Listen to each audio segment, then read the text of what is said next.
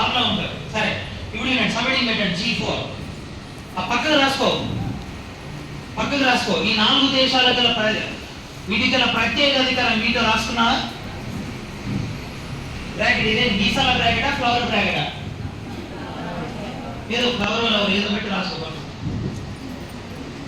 వీటికి గల ప్రత్యేక అధికారం వీటో కింద సబ్హెడింగ్ G4. ఈ ఒక్క టాపిక్ అయిపోతే మీకు 30% సిలబస్ అయిపోయినట్టే. మళ్ళీ చెప్తున్నా 30% జీకే ఇక్కడనే ఉంటుంది.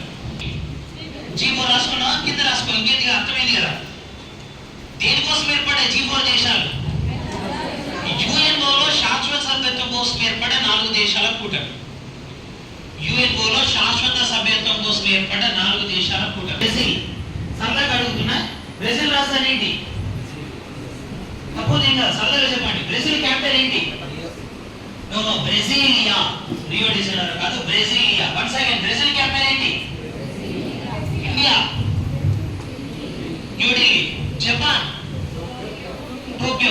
జరిగినప్పుడు జనాభా లెక్కలు ఎవరు చేస్తారు? సెన్సస్ కమిషనర్ ఆఫ్ ఇండియా వాళ్ళు చేస్తారు కదా. వాళ్ళు ఏమన్నారు? 1,00,000